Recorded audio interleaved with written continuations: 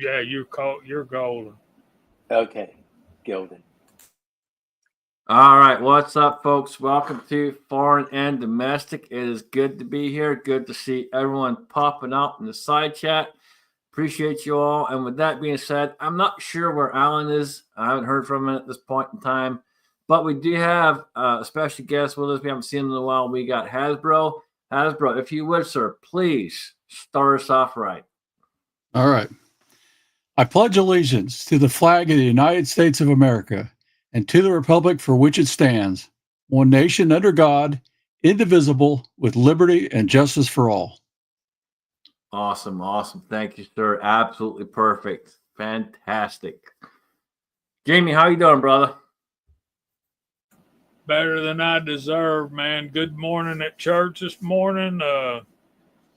Been running my fool head off since, but thankfully we're all together and we can have some fun. Thank y'all for having me, and thanks for putting up with me in advance. Absolutely. Hasbro, what's going on with you, man? How are you? Good. Better health-wise, and that's good. So I've been able to get out and do a little bit of shooting, weather permitting, though. I had the really bad weather last Friday and Saturday that Jamie got last night, I think a bit of. And so that's limited me a little bit. But, hey, I'm about to wrap up a contest, get that out of the way, and then I'm at the range shooting powder. I'm going to have fun with that. Nice. I don't know how many people out there know, but how's your mother doing, man? Yeah, it's not good. For those that know this kind of thing, she went from she and my stepfather, independent living to assisted living, and now it's going to be, unfortunately, full-on nursing home care. So it's not a good progression, but it's part of life. So I'm sorry to hear that, man. Thank you. Thanks for asking. Yep, absolutely, man. You need anything, we're here for you, man. Good. Battle Bean, how you doing, man? The greatest eyebrows on YouTube. Yep. Hi, Mario. How is everybody doing? I'm good, man. Just appreciate the invite. I don't know where Janice Gay's at, but yeah,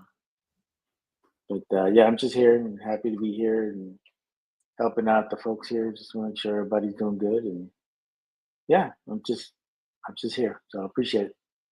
Awesome, man. Always good to have you. Appreciate you showing up. Rob, what's going on, man? Not much. Just glad I can make it. Thanks for the invite. Absolutely, always welcome, man. Always welcome. For those people out there that don't know, please do not eat a salad. Eat meat. Both.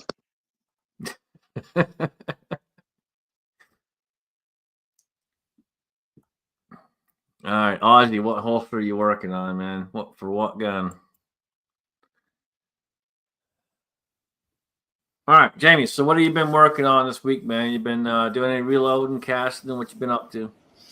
I've been doing brass prep for 6.5 Creedmoor. I've loaded up 400 rounds of cowboy action shooting loads, which are 38 special. Switched from unique to tight group because my theory is tight group's going to be easier to get my hands on than unique. And besides, unique has so much more better purposes than cowboy action shooting and 38 special. It's just fun stuff. So, particularly 44 special with unique is that's some really cool stuff. If you don't know, 44 is really, really good. Big time fun. Let's see. Yeah, the 6.5 Creedmoor, I was telling Scotsman before we went live that I am missing 50 pieces of Starline 6.5 Creedmoor brass. And I'm glad at that point that I did not sink $100 to $120 in Lapua brass to have 50 of them come up missing, and I'm sure I've just misplaced them. But he knows I'm meticulous with my brass, so having 50 pieces, exactly 50 pieces, there's a misplacing error going on Oh there. yeah, absolutely, man. It's in a box somewhere in a cupboard somewhere. You Yeah. sat it down for safekeeping and forgot about it. Quick, call Elon. No, man. I don't want Elon fooling with my brass, Mario. He's gonna say you have excess brass, and some of that brass belongs to the reloading community. Yeah. He'll just make fun of me for buying Starline and not buying Lapua or, Atlas or some. Here's my thing: it's whatever makes you happy. Well, whatever gets you where you're going, I guess. And see, I don't want the Tesla. The thing of it is, man, you know, people always make fun of, oh, you didn't buy this or you didn't buy that. It's what works for you. And that's the big thing of it. It's what works for you. And that's the whole point of being a reloader is you're taking the time, going through the process and figuring out what works for you. Yeah, Jamie, like I'm with you on Starline there because I've won a lot of matches at distance precision matches using Starline. And it's, if you prep your brass, you take care of your brass, there is nothing wrong with that brass. Yeah, it's like people used to make fun of me having all this military brass. And I'm laughing now.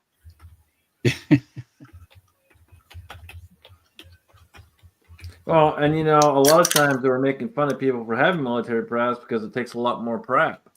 End of the day, hey, guess what? Yeah. I got the brass, so whatever. Yeah, exactly. It takes a little bit longer to prep. It takes a little bit longer to prep.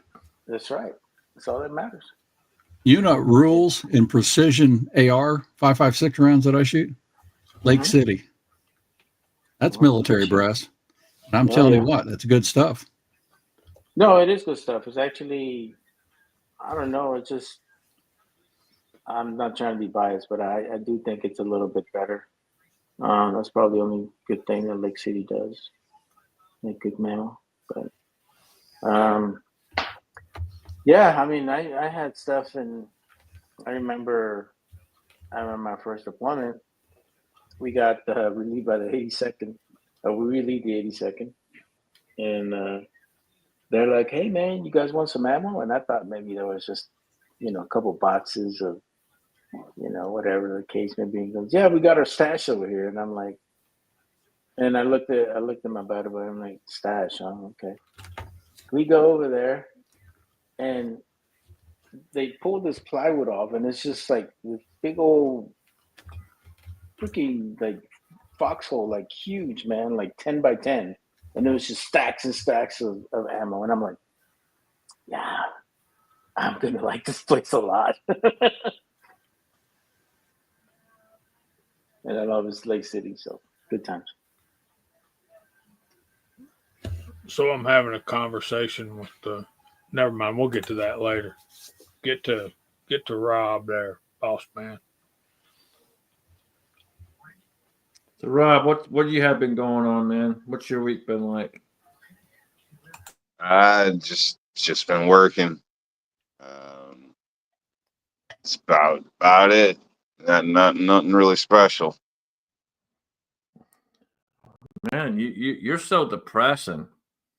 You can't make it a little more exciting for the people out there. I didn't think he was able to use his coupon. Yeah, I just try to keep it real,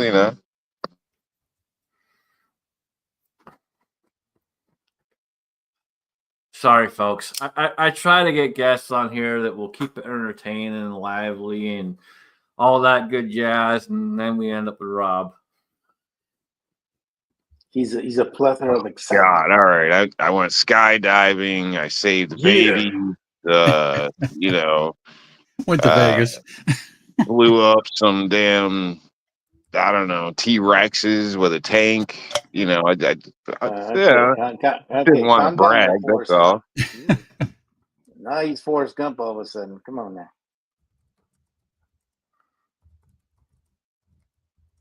Shrimp gumbo. shrimp soup, shrimp salad, Hell yeah, man. shrimp burger. They That's about finished it. that whole day off by cruising for chicks in a Pinto. That's right. That's right. Hey, man. Pinky up, people. The, Pinky up. the Love Shack was a Pinto wagon. I'm just saying. Don't be knocking.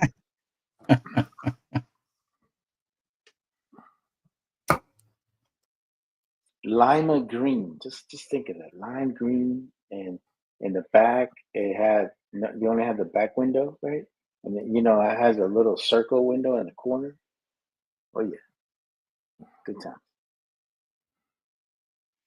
I'll be right back, fellas. Just one second. No, we'll get back to Hasbro. I was going to ask him a question, but we'll get back to him when it comes back. But How many of y'all have actually driven a Pinto? I can't fit in the Pinto. Oh man. No, you know what? Ridden I in it. was because I walked Bruno to like around here, and one of our neighbors, like two blocks down, he got himself a gremlin, and I was like, what? A gremlin? I'm like, I had not seen one of those since I was a little kid, and he was just telling me how they found it in somebody's it was in somebody's garage forever. It was like their father's, late gremlin. It's like, oh my god, that thing's interesting looking, man. I'm gonna tell you, and I love those cars because you look at them, they're so simple, man. There's nothing crazy about these cars. Those are just good cars. Like I think that was like right before the era where the Japanese kind of took over, and we just started not making really good cars. We started making cars like the Chevy Monza, the Chevette, which is God, Shove it. that's where it's just I had Yeah. both of those. I had a Monza and a Chevette. those are horrible cars, man. I've ridden in a Pinto, but I never drove one. Yeah. Hey, my parents bought Bama Dad said he's ridden a Pinto. Does that count? I have too. And he survived. Yeah, I would not fit into a Pinto. We got TG out there. Did anyone else have their fence broken by a kangaroo? I don't think so. But we do know someone. Unfortunately, he's not here at this point in time. But we do know someone who had an incident with another animal who ran into his car and left a very meaningful dent. Oh, I'll be mad. I don't know if they got Mako in Australia, but I'll be mad. Yeah, I'd sue Lion Country Safari for some crap like that, dude. No, it's just we had a kangaroo. Those fools will fight you. They'll fight you, man. They know how to fight and everything. Oh, speaking of fighting, here comes Mr. Jericho. What's up, man? How you doing? Hey, Driven a I'm Yugo. I'm here to counter Rob's enthusiasm. Or Oh, lack Please of do. it. We need Heckle and Jekyll in here. Great. What's up, guys? What's going on, Hey, man? Daniel. Hey, man. How you doing? I'm doing. I just Anybody can't. in here? Oh, go ahead. Sorry. No, go ahead. Speak. I was just asking the group, has anybody driven a Yugo? Okay, can we talk about cars that I can actually fit in? Just, Hey, bro, just everything checking. in Europe is tiny. I don't know what the hell you're talking about. Some of us actually have legs, and those legs do not fit in these cars. So yeah. I met a girl that I don't know who gave it to her exactly, but her first car was a Yugo, and she was all types of excited, because she got a car, but it was a stick, so she didn't know how to drive it. So I ended up teaching her how to drive it, and it was a hell of an experience. But I think within 2 days she was comfortable starting off on a steep hill and all that stuff. So it was it was kind of pretty fun, and it didn't break down the whole time. So 2 days I drove it with her, never broke down. So they can't be as bad as everybody says. I almost died in a Suzuki Sidekick. Driven one of those too, off road as well. I rode one of those every other day to work while I lived in Mississippi with a guy. I drove and then he drove, and I can't believe we survived. That's a tin Taking, can. I mean, it's literally a tin can. getting But you off know on an what? exit, like you really want to be careful. You just don't jerk that wheel to get off the exit because it feels like you're just going to flip right over.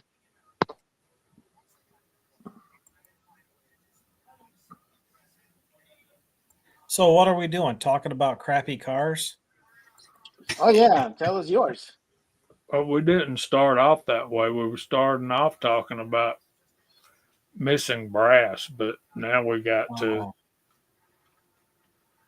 crappy cars. okay. Jump to the I'm gonna Ford back. I'm Pinto. gonna back you up into brass.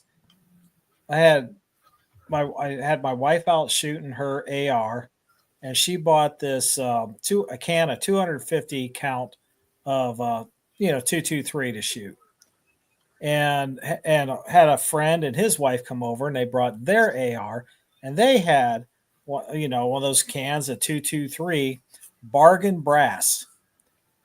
I might as well have just left all that stuff on the ground because like every third piece, I mean, this was never fired before, and it's cracked. Wow. So That's not possible. huh? That's impossible. It's cracked. I go down to the basement and grab it out. It's still in a can with all the 9mm brass. That's crazy, man. How can it not be fired and already cracked? I said it was never fired before, and this was the first time it was fired, and it was cracked. Right. That's what he's saying. Oh, okay. How can it be cracked after one firing? Yeah, it was. I was finding cracked brass all over the place.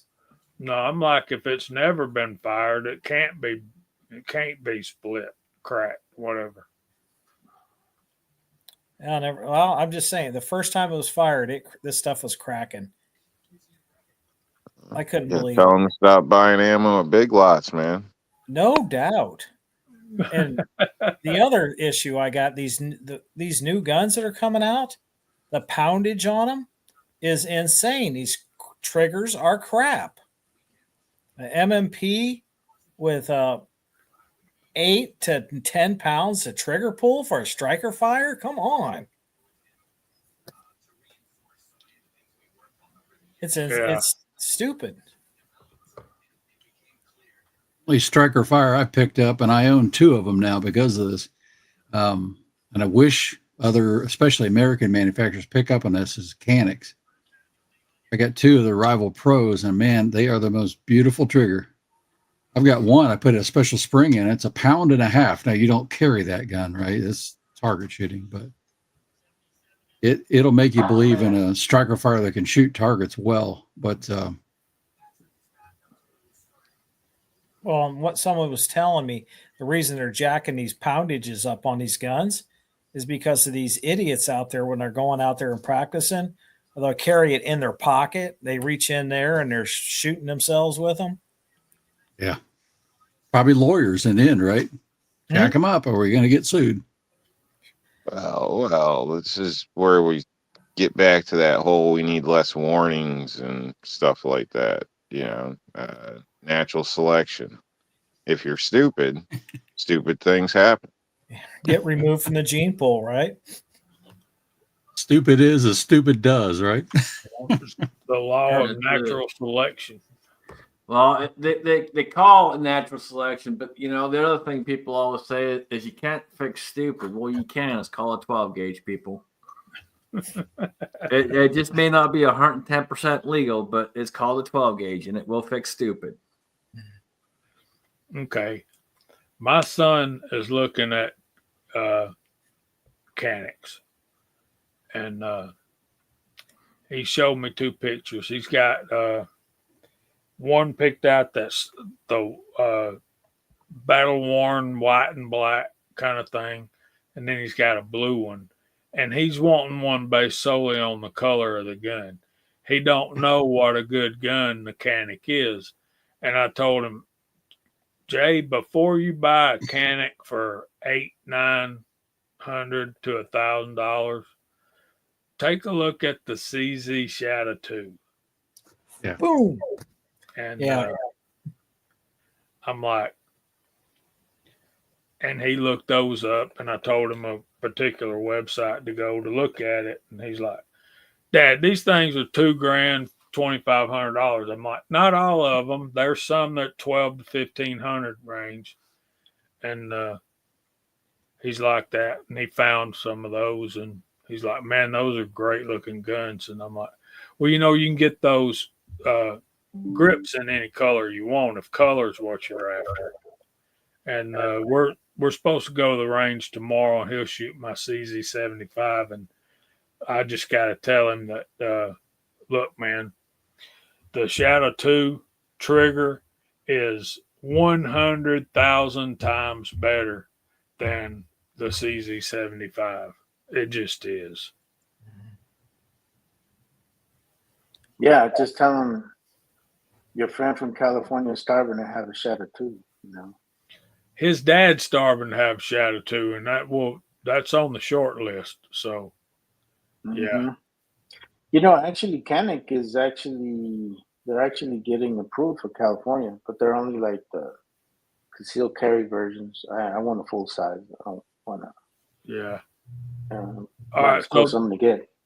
Well, you can get the Shadow 2 in the carry size also. Yeah, the compact. So that's a good question for the panel and for the side chat. So if you had your choice of the Canic TTI, like Bama Dad said he won't, and I don't know what those cost, but I'm assuming $900 to $1,200. And you got that, and you got the CZ Shadow 2 12 to 1,500 taters. What are you going to pick?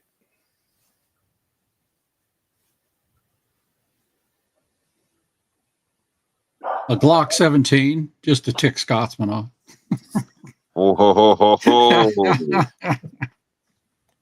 Been nice knowing you. Had what happened to Hasbro? Where'd he go? Damn, we lost Hasbro. Oh, that hurt. There he is. I wondered what it would take to get thrown off this show. That'll do it. No, for me, it has to be a Shadow 2, man. I've always wanted one of those. I've always feel that, you know, certain guns, the price justifies the means of it. Not only that, but it has a tendency of, you know, growing up in value. I mean, think about whoever thought that maybe the Python. Hey, shut up, Bruno. Whoever thought that, you know, the Pythons will ever get to the point where they're at now. You know, like you were in the 70s or 80s. You know. I don't know. Those things have a tendency of kind of increasing in price. So I wouldn't care about it for the value of it, but I just care for as far as like a gun that I've always wanted, kind of thing, you know. Plus, I'm getting older, and I want to have whatever the hell I want before I croak. That's just me. I resemble that remark. I'll confess and say, I've liked the Shadow 2 myself, so it's something I wouldn't mind owning. I wouldn't want to pay for it, but I definitely wouldn't mind owning. So yeah, I'd pick the Shadow 2. The Canic, honestly, that model you're mentioning, I don't really know much about, but even if it is nice and comparable, I'd still probably go with the Shadow 2. Goes without saying. I've got one full-size Shadow 2 and 2 compacts. One I use shooting in competition, and the other one I'm carrying is my daily carry gun. I guess that the compact, that's what it was made for, is for carrying. I'm not the only one shooting the compact in competition. I've run across this one young lady. She's shooting the compact also, and she's always finishing in the top 5. Well, it's just how effective you are with the gun. It's just the way I look at it. If you're more effective with a smaller barrel compared to a large size barrel and you're efficient with it, I don't see the issue, man. It comes down to, and we've said this many times over, not just here on the show, but we've said this in various videos, various chats, not just this chat, but it comes down to all the time you put into it. When you got to get out, you got to shoot, you got to practice, and it's the dedication you put into it that is going to give you that end result. Mm-hmm. And you can have the most best, fantastic firearm up there in the world, but unless you put the time and effort into it, it ain't going to make a difference. You got to put the time and the effort into it. Yeah, it's like Dave Thorzak's is always telling me. He said, "Jamie, you can't buy accuracy. You can buy a nice gun that's capable of accuracy, but until you develop those marksmanship skills, yeah." And Edward Petty's right. I thought it was between a Canic or a CZ, and that's exactly right. And Bama Dad's talking about he would love to have a Nighthawk Customs 1911, but he don't have 6,000 spare bucks. G23 he's talking about he would get a 97 BD and 10 millimeter. That's not part of the part of the question. But, no, I will say, Blackout. I will say, in somewhat agreement with Hasbro, that when it comes to a striker fire pistol out of the box, Janik, Canic, however you want to say it, is one of the best on the market out of the box for a striker fire pistol, and especially for the price you're paying. You can get a sub $300 pistol and have an absolutely freaking fantastic trigger out the box. Yeah, but I remember when their top of the line was like 450, 500 taters. And now, right. But now they've built a name for themselves. So of course, what happens when you start building a name for yourself? You start charging more money. That's what happens, man. That's price and supply and demand. Like I say, I got 2 rivals, and the way I ended up with 2 rivals is I bought one for me. My wife started shooting with the Armed Women of America group. She tried mine, and I had to buy 2. So that's why I have 2. But if I was going to buy one today, they have a stainless steel version of it. I think it's probably closer to $900 or $1,000. But if you put that against the Shadow is just cooler. Mechanic will have a better trigger. Shadow's got a cool factor. Well, now Ozzy has gone out there and got himself a PO1. You cannot go wrong with that. Is if you're just wanting to shoot iron sights, because I've got 2 of those, and that was my carry gun for quite a few years. But I got the Shadow 2, compact, because it was optics ready, and I was ready to make a transition on that. And Hasbro, my heart goes out to you. Your wife's in the Armed Women of America group there. So is mine. And my wallet has felt the pain. Mine's lit up a little bit because my wife's health has gone down a bit, so she's not shooting as much. But you know what? I'd pay that any day of the week to get her shooting all the time again. Oh, yeah. See, they're doing ARs now. As far as a Canic or a Shadow 2, I'm sorry, man. The Shadow 2 wins all day long. All day long. And Daniel will tell you, and I wish we had a couple other people out here with us in the side chat. We haven't seen them in a while, but they've shot my Shadow 2, and on the first pull, you should have seen the look on their face, and they just their face just dropped, and they stopped and went, "I gotta buy one," and that was it, all over. And I literally have people that I know now, and some of you guys out there know as well, who have more CZs than me, Daniel, Jamie, and anyone else combined probably on YouTube. Yeah. And they literally went out and bought the entire freaking line and then some. From the custom shop. Yep. Oh. All because they shot the Shadow 2, felt that trigger, and went, holy crap, and then they went and bought everything they could buy. Oh, and while G23s are making the comments about what I said, transitioning from iron sights to whatever, he's trying to be, a Glock guy trying to be funny. When I bought my my JP, my pistol carbine, a Glock tard hardcore diehard. He bought my Shadow 2 my full size Shadow 2 and my TSO after shooting the Shadow 2. Hold on. G23 still has a ranch. How's that possible? Well, he was over here trying to, make him funny. We got to fix that. He shouldn't have a ranch. Why does he still got a ranch? Oh, he's got a ranch. Okay.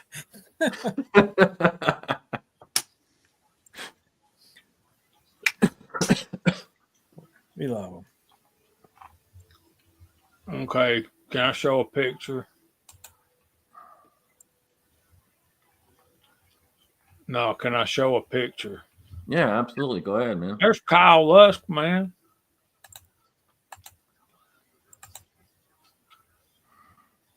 You ain't got to ask permission. You know you can.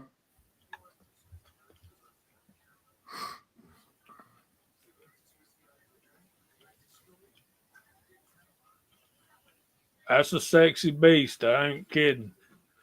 Color case hardened frame. Is that tonight's raffle?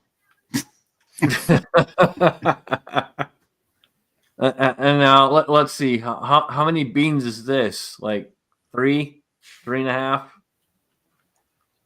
No. Is that the right one by my dad?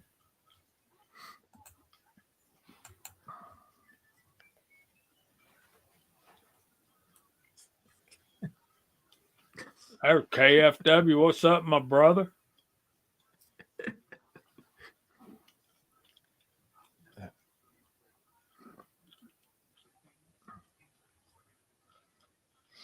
So, yeah, that's nice. I don't know if it's... Well, it's one of those things where it didn't have a price tag, so you know what that means. It's high dollar, man. Probably like 35. No, I'm thinking a good bit more than that. Oh, okay. Hold on. Here we go. That's almost 9 beans. Ooh. Damn, son.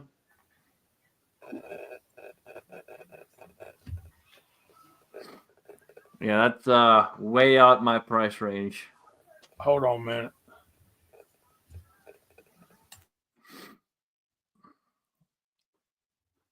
That's more than a freaking 29-1, and that's stupid. That's freaking stupid. I would never pay that for anything unless it was a 29-1.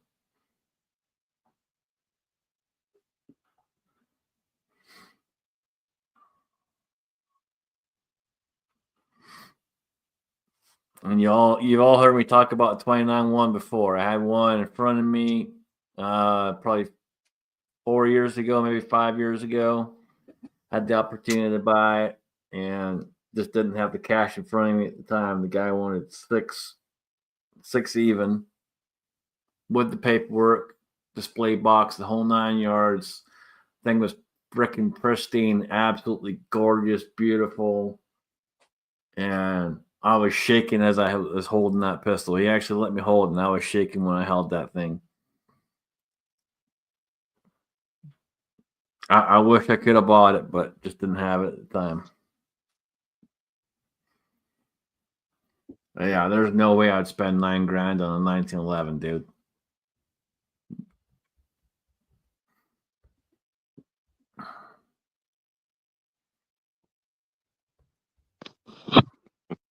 It goes without saying that I wouldn't either.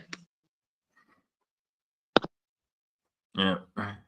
And Gee, yeah, you're not wrong. That's what credit cards are for to a certain degree, but at the time, I just didn't have it, man. And you got to understand when you're talking to something like that, and you're talking about a prize piece that is 1 in a million, and I mean literally 1 in a freaking million. I'm pretty sure the guy is not taking a credit card. He's going to want cash. Yeah. Those are literally 1 in a freaking million. You're literally sitting there talking about anywhere. They don't know the exact number. As far as we know, it's between 300 and 500 that were ever made. And I had one in my hands. So yeah, I'm going to shake a little bit. I'm going to shit myself a little bit. And yeah, you got something like that. It's a prized possession. KFW, would I have shot it or would I just kept it in the safe? To be 100% honest with you, man, I would have put at least 1 round through it. And you know why? It's pretty simple. For me, here's the thing, man.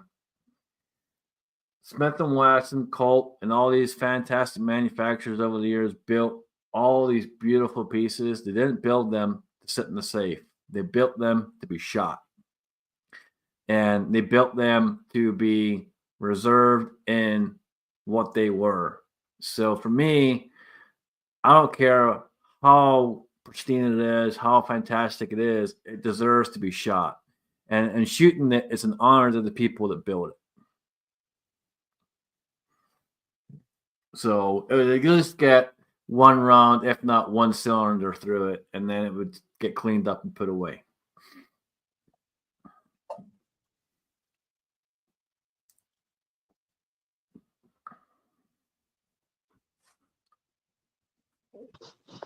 What, you wouldn't carry it down to the nightclub, do some backflips?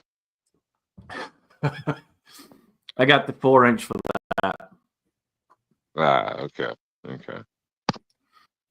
Don't worry, man. I carry 29. I got it's my 4-inch though. I carry my 4-inch 29. I would never carry the 29-1. That again, that's that would stay in the house all day long. I would shoot it, but it would stay in the house. I would not carry that thing. Hey, Scotsman, Mario's backstage. Hang on. We letting him back in, or are you going to keep him kicked to the curb? No, I didn't see he dropped off. I'm sorry, man. Well, hey, I did get a couple of old milsurps. I don't think anyone's got some milsurps older than what I ended up getting. I mean, the old milsurps.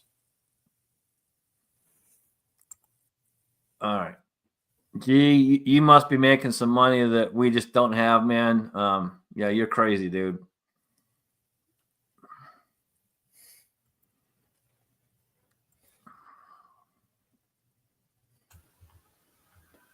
Sorry, fellas. I hope I didn't miss much, but that was my mom. Today's her birthday. So I had to talk to her. She turns 83 years old today. That's awesome. Yeah. Congratulations. Oh yeah, man. Thank Tell her happy birthday from us, man. I will. I'll go. I bought her a Hershey triple chocolate cake. And, Ooh, so that's good. I told her to make sure she saved me a piece. So I'll get up there tomorrow and visit with her. Heck yeah, man. That's awesome.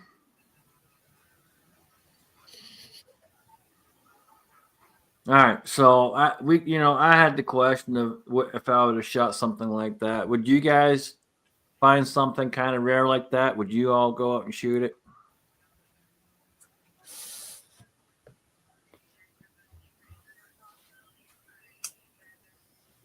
Jamie, we'll start with you, man. What do you think? Would you go out and shoot something kind of rare like that? Like that gun I just showed a picture of, or what exactly are we talking about? Just something rare that you come across, like I came across that 29-1. If I was able to buy it, I would have gone and shot it. Would you go shoot it? Would you not shoot it? I would shoot a Smith. Yeah. I think a man's got to know his limitations, and I think at the point in time, a the price of something drives it out of suitability. It's not for me. You know, does that make sense? Well, that's a fantastic answer.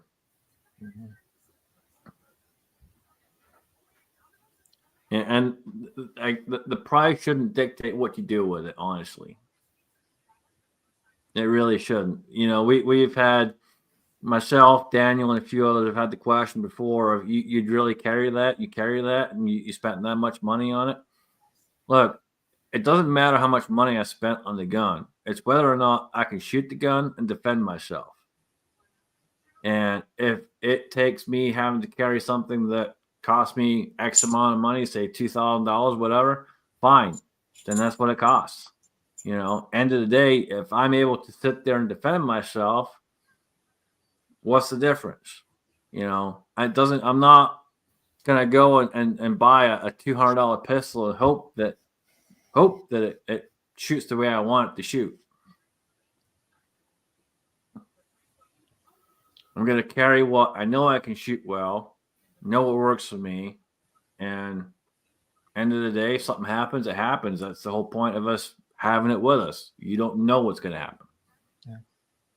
What's your life worth? Yeah, You know, exactly.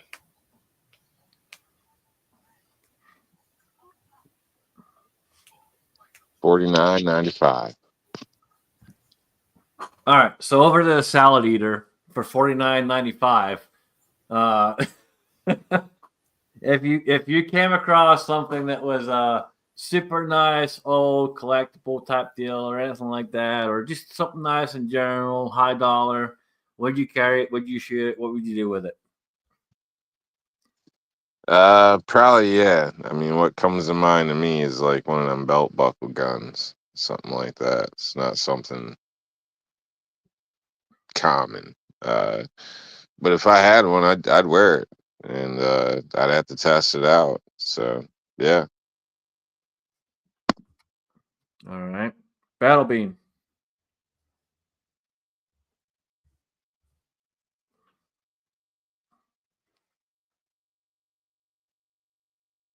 Can't hear you, ma'am. that's the best he sounded all day.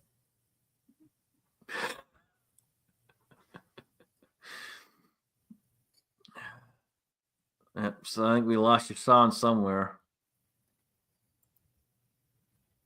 Let's see. Oh, he dropped off. All right. Hopefully he'll come back on. While we're waiting, Hasbro, go ahead, man. If it had been fired at least once, I'd fire it. If I owned it and it's more than $10,000, probably not. Just because it's an investment at that point. But anything else, everything I own is up for firing.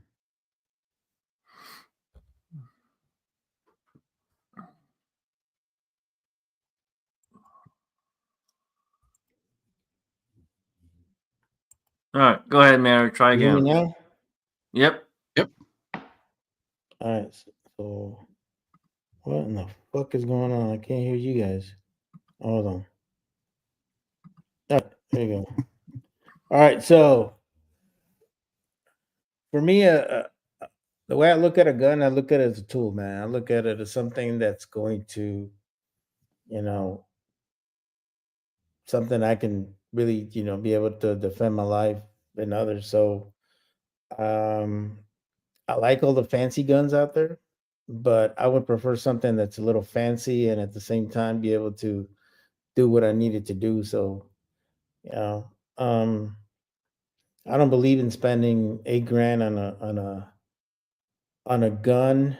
Uh, I just think it's a little ridiculous. I mean, like I don't know if you guys ever watched this guy named the Collector, and he's got like these rooms and rooms of guns that he's got in different eras and all kinds of stuff.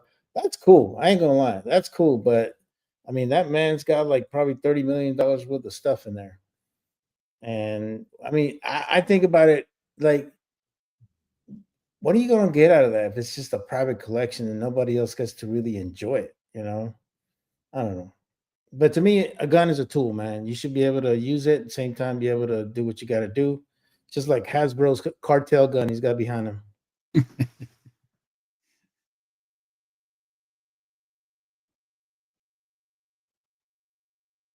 Oh, we lost Mario again. You know, he muted himself. But did he? No, I muted myself. But yeah, I don't know. I just have a different perspective on things on how things are with guns. I've always thought of them as a tool, so that's how I look at it.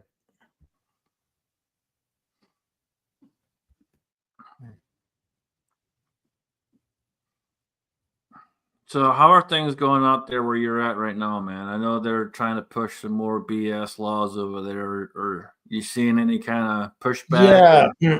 Recently, they try to pass. They try to start this this law where pretty much there was not even a castle doctrine, because I think that's what the state is now. Still, you still have some sort of castle doctrine where you can actually defend yourself, kind of thing. Well, this guy from LA, of course, decided he wanted to sign a bill that you would you were not forced to fight whoever. Like they say, somebody try to come into my property, and my my job was to evade and leave, and I'm like, no, I don't think so. I I wasn't built that way. I wasn't raised that way, And the thing about it is, a lot of the district attorneys here in California all gave them all kinds of crap. Make a long story short, the bill got pretty much disbanded. But now the guy's saying that he wants to rewrite it. So I can just imagine the nonsense he's going to try this time. But I just think that liberals are just a little too out there. Like, they have nothing better to do than to come up with stupid laws that infringe on the rights of law-abiding people. Um, Other than that, man, we have been seeing a better result out of the California roster. We actually have more guns in it now. I think eventually it's going to go away because it doesn't really justify it. How we're the only state that you can kind of restrict as to what kind of guns people can have. Um, I think it's very unconstitutional. The other thing that they're fighting right now is this extra 11% tax that they're trying to put on people whenever they buy a gun.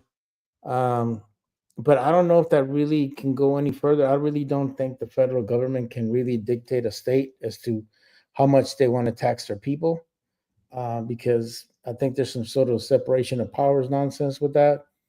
So there's been a lot of craziness going on here in California, man. And right now, I don't know if you guys noticed, but Gavin Newsom decided to start a podcast, and he decided to go and invite Steve Bannon. And I'm like, wow, bro.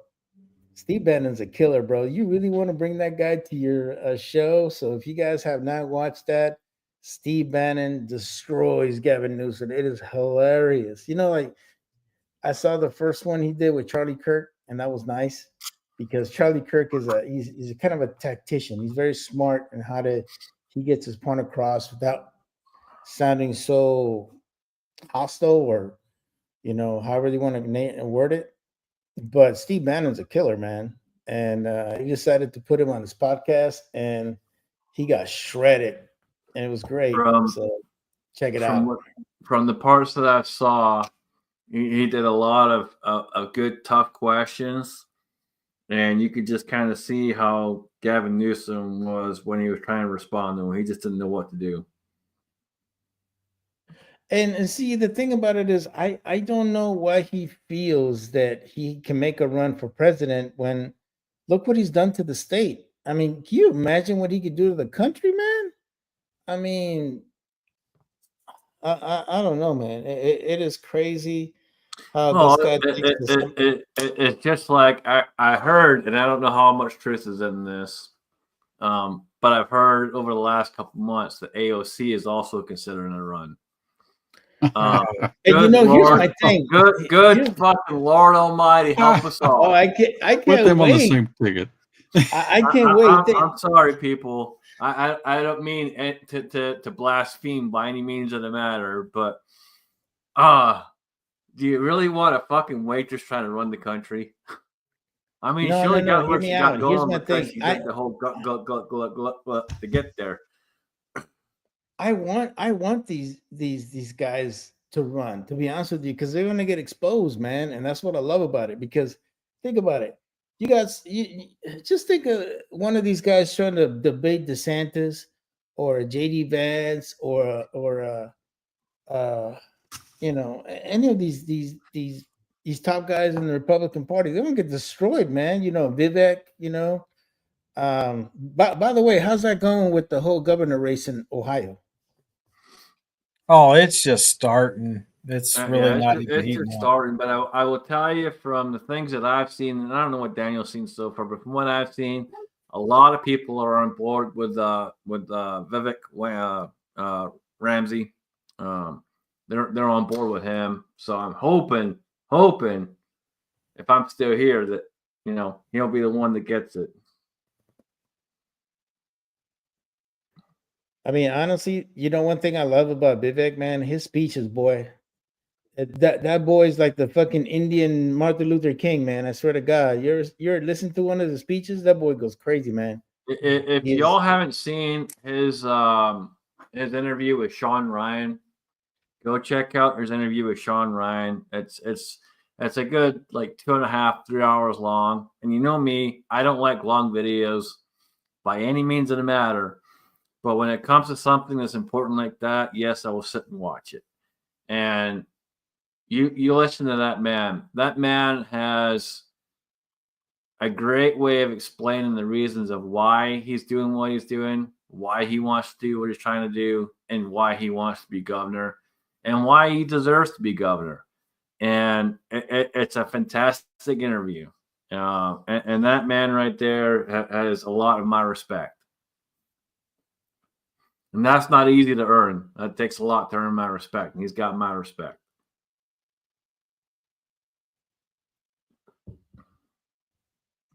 Yeah, I like it too. And I honestly think that strategically speaking, that is that is a good thing for the country because you know getting those electoral votes from Ohio it's crucial, man.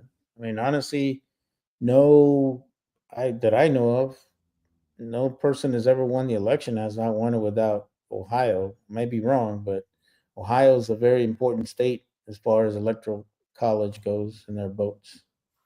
So same thing with Georgia, man. Georgia's another state that's very crucial to maintaining. But yeah. No, California's just a mess, bro. Yeah. The whole thing with the fires is still ongoing. We still have a lot of downfall with that. And actually the LA mayor is in some serious hot water because she she fired the LA fire chief. And the LA fire chief is a female.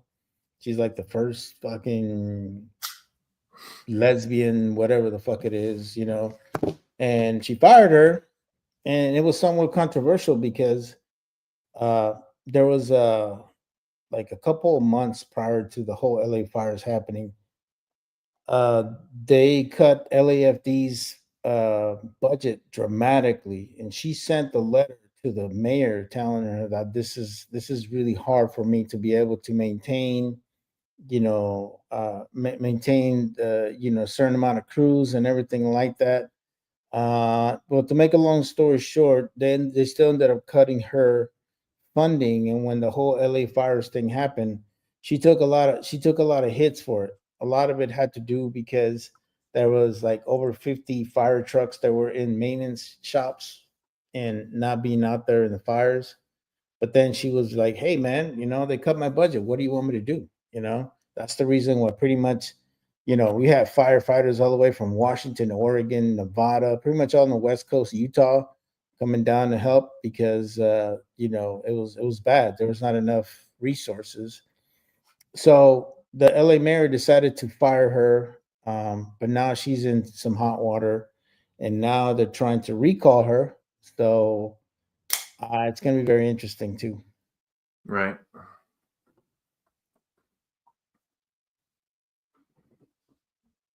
Yeah, I saw some of that.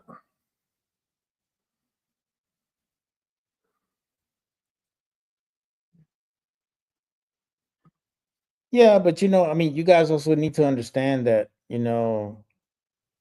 this can happen anywhere.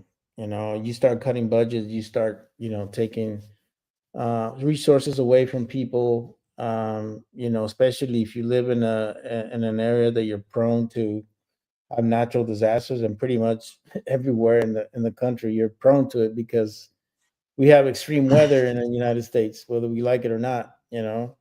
I mean, look what happened in North Carolina, South Carolina. Look what happened to California. Look what happened, just not recently in the South. I think they had like a rash of tornadoes that pretty much tore through a couple of states. It's an unfortunate thing, man. And not being able to have the resources we need. It sucks, especially when you pay so much freaking taxes like you pay here.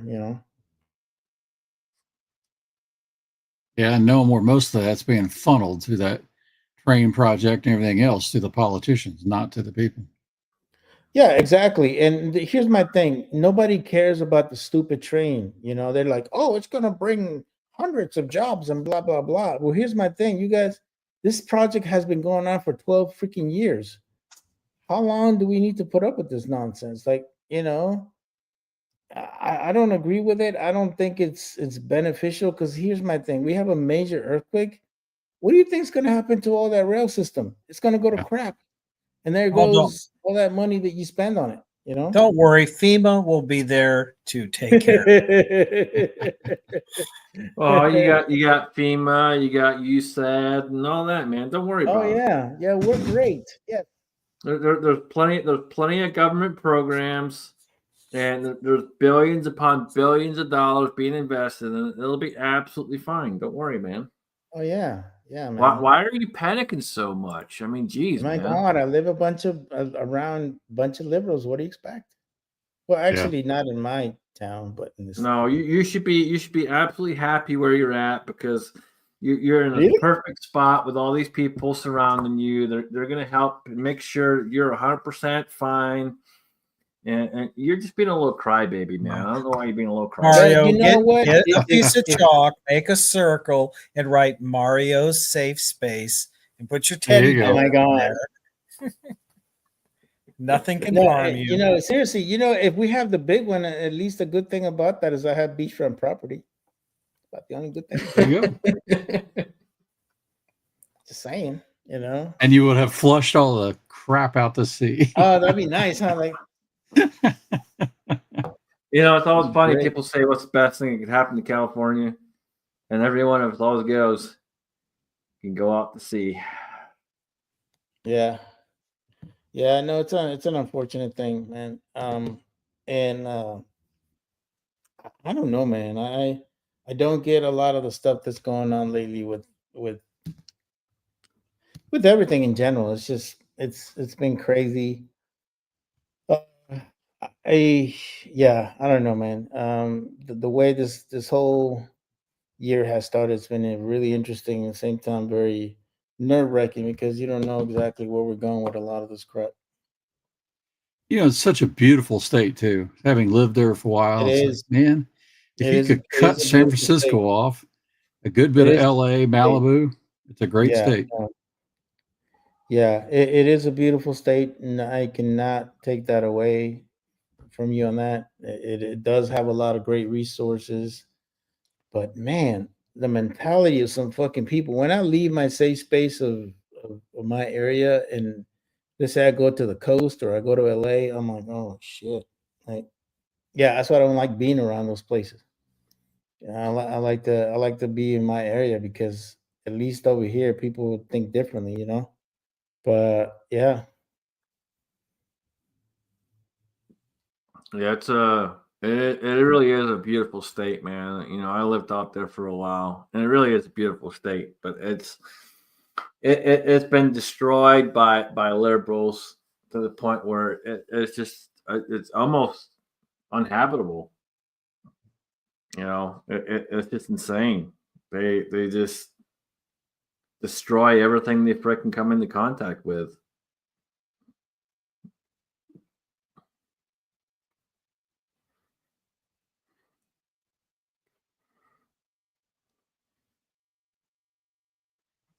Yeah, no, so yeah.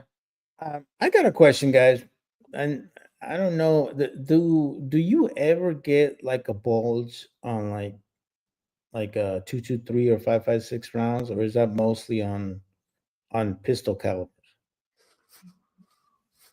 Glock pistols. Yeah, I've only seen them on Glocks. Yeah, you're No, I'm not just gonna talking see about like it. rifle, like 223, 5.56. Have you ever seen bulges coming out of those? You're not gonna see too much of a bulge on rifle per se. You can get some other things that may look similar, but it's not necessarily going to be a bulge. Oh, okay. And usually that's due to some kind of pressure issue. Okay. Yeah, or over crimping and stuff like that, right? On the Yeah. rifle.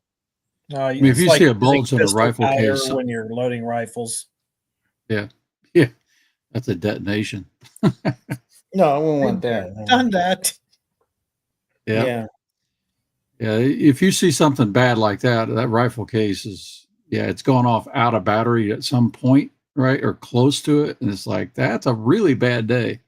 I've had it with a pistol, but man, with a rifle, it's a whole new level of, Yeah. Yeah, I don't want that either.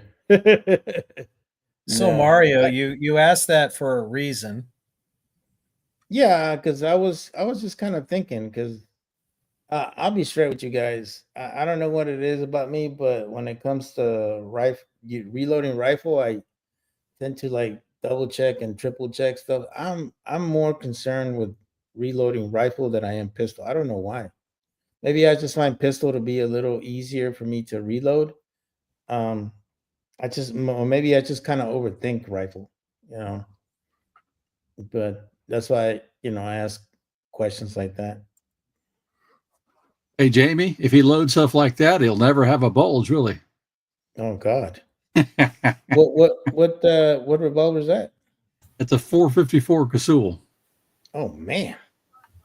No, I'm That good. 44 Magnum does the same thing. Yeah. Almost. Oh yeah. 454. I'm sure it does. Man, yeah. I shot a my first 44 Magnum I had when I got here. I bought it back. I think it was 2012, 2013. And I think it was 2013. And I bought it from a guy I worked with at the time. And he didn't tell me what was in the reloads. Just told me they were reloads. And went to the range with another guy I worked with who worked for me. And I'm shooting this. And I mean, it's punchy. You can definitely tell it's punchy. But the guy that works for me is like, hey, you need to step back here and watch this. And I'm like, all right. So I step back and watch it. And I shit you not, there's a 4-foot flame coming up the end of that damn barrel, dude. That thing was insane. I don't know what the heck he had loaded up, but it was freaking hot. Yeah, that's crazy. No, I think the largest revolver I've shot was Smith and Wesson 500, and yeah, I ain't like shooting that. I was like, I mean, here you go. I'm It's good. a Punisher. I'm good. I don't feel like breaking my wrist. Thanks. Yeah, that one really hurt for a long time when it came with the grips that came with it from the factory. And they were kind of a rubbery grip. I finally got Hogue gel grips. And now, as long as you hold it right, it's no worse than any other Magnum. It's fine. But that one has really beat my fingers hitting the inside of the trigger guard, right? And finally, I got the right grip. Yeah. No, I mean those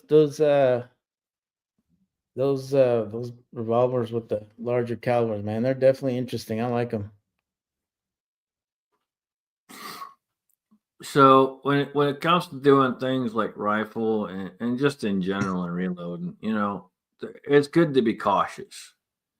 So, Mario was talking about, how he's a little bit on the edgy side when it comes to rifle, and so is Bama Dad, and there's a couple other people out there mentioned it as well. And there's nothing wrong with that. You want to be. The more that you're paying attention to what's going on, the better off you're going to be. Because the minute you start getting so relaxed that you think you're good, that's when you're going to have an issue. That's when you're going to mess up. When you get to the point where you're just sitting there going, okay, I got this, blah, blah, blah. And then next thing you know, bam, that's it. You walk outside, go pull the trigger, and you got a major problem. You always want to be paying attention to what you're doing, what's going on, and especially the powder drop. Your powder is a huge part. And so the more attention you're paying to it, the better. So to say you're nervous and this, that, the other, honestly, man, I'd say it's a good thing. You want to be. And I say that, I also say that when it comes to shooting firearms too, because, you get a lot of new shooters that are super nervous, this, that, the other. And I want them to be.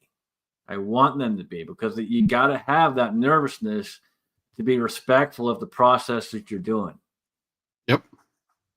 It's the same thing, Scotsman, that I was taught when I became a pilot. The biggest thing is, a lot of people have fear about it. He said, that's not the problem. It's just controlling it, but you should always be cautious.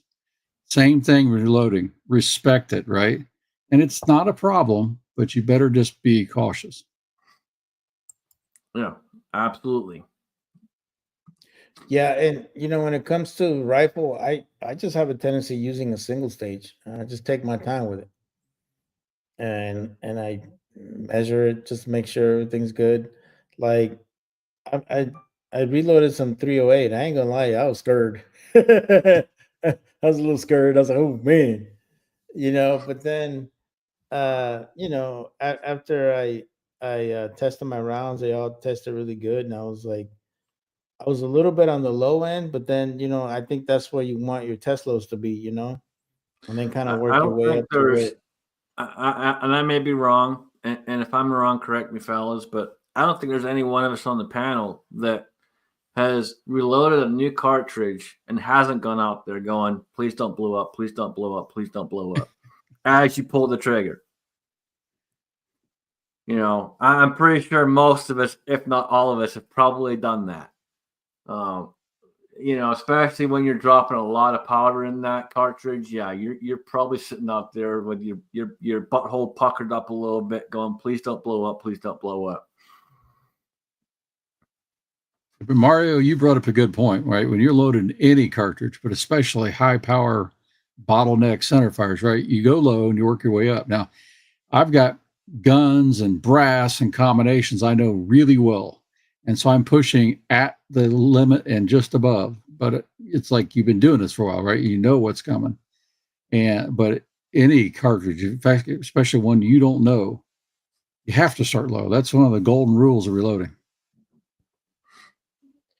Yeah, and I think what really has helped me is that I have a lot of great friends that are reloaders. I can call JH, I can call Scotsman, I can call Danny if I needed to. I'm not going to though, because I'd just say, dude, you go 5 grains above that, yeah, no problem. yeah. You're last, bro. You're last.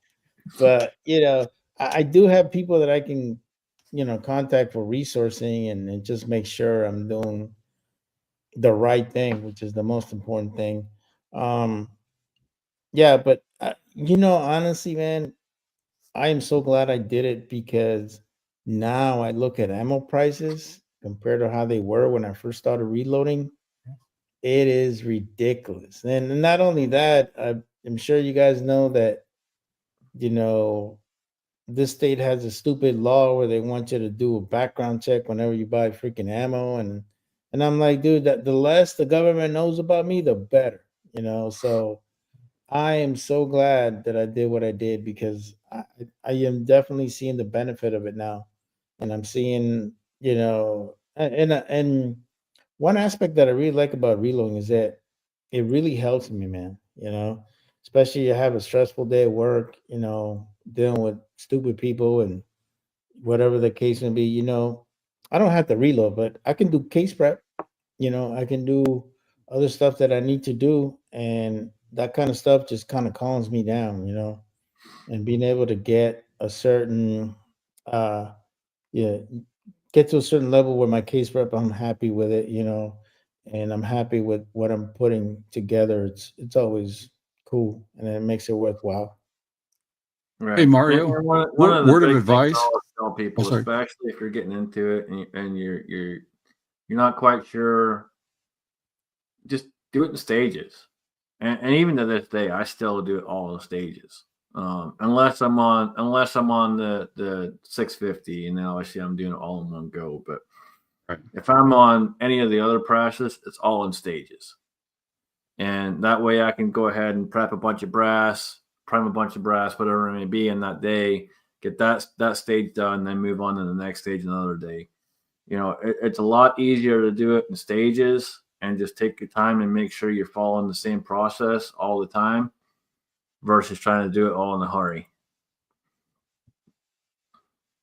So Mario, here's a word of advice when it comes to reloaded ammunition. If Daniel tells you contact this guy named Kentucky Ballistics and buy your 50 BMG, do not listen to him. Now, my number, like I said, If he's you kind have of a- last on the list for a reason. okay, all serious though. If you're looking to develop a new cartridge you haven't loaded before, multiple reference material, because you'll notice that all of it gives different max and minimums. That's why I always usually just shoot for the middle. And it's true. Because I have the Hornady book, I have the Lee book, I have the Lyman book. I just recently bought the Burger book, and I look at all of them, and you can see a big difference in all of them. You're like, what the hell? So where do I go from there? And if it gets to a point where they're just dramatically different, that's when I call somebody. Hey, man, just got a question. I was thinking about reloading, blah blah blah, and this is what I'm getting. And yeah, it's always good. But yeah, it's interesting out there. Having all those extra resources in the books, it definitely helps. Yep, that's a smart move, right? You never trust one source, and you never trust it from an internet forum. I reference them. I'll tell you, I reference them, but I may be looking at 5 or 6 different sources too. So yeah, because some reloaders have a tendency of going to the limit, to the max limit where they can go, and I'm like, I'm not going to wear the hell out of and the other parts of that too is you don't know exactly what they're shooting. So their rifle may be completely different from yours. They may have a 24-inch barrel versus your 16-inch barrel. It's going to make a big difference in how that cartridge performs versus performs with you. Yeah, and I also, and I don't know why this sounds kind of crazy, but I kind of noticed too that certain powders or certain whatever, I noticed that the weather plays a big part. Like I live in a very dry climate, dry heat kind of thing, where we don't have certain problems like if somebody who lives in Georgia or Tennessee or whatever. I don't know if that has to do with the weather. It could just be their gun or whatever the case may be, but sometimes it's kind of weird. Yeah, your temperature makes a difference. Like if you're shooting in the winter, your bullet's gonna be hitting higher than it will in the summer because air density is all different. Okay, so we had a question out there, and I'm sorry I missed it for a second there, Ben, but I just saw it. Yeah, so is it crazy to start with a new load going in the middle of the recommended powder weight? Honestly, I'm not going to say it's crazy to do that. I typically will start in the middle. A lot of people will always reduce by 10%. And I would say that's a good way to do it. I tend to reference multiple books just like Daniel does, and a lot of everyone else does as well. And then I'll take the middle ground from all of those and combine it and figure out where I want to start. So it may not be exactly middle of the road to that particular book, for example, but it'll be somewhere in that general region. Will be probably where I'll start. And you just got to deal with what you're comfortable with. If you're new to it, it's probably better off to start on the low end because you want to make sure you're comfortable with it.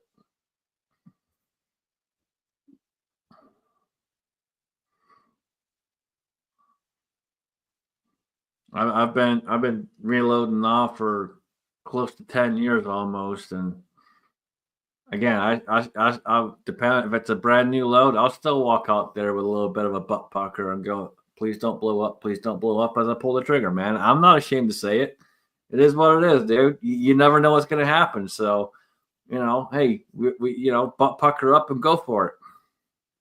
Hey, you want to have butt pucker, build your own flintlocks. And the first time you proof fire that barrel, it's like I stick the butt in a tire. I'll stand back with a string, but most of the time I just reach up there and go, and see what happens. But I do start low and go up. What the hell? Man, you're going to have a freaking face shield just to shoot that thing? I don't go that crazy, but please wear eye protection. Daniel is a prime example of what happens if something goes wrong. And he had eye protection, thankfully, because if he didn't, he'd probably be in a world of hurt. Yeah. I've been behind.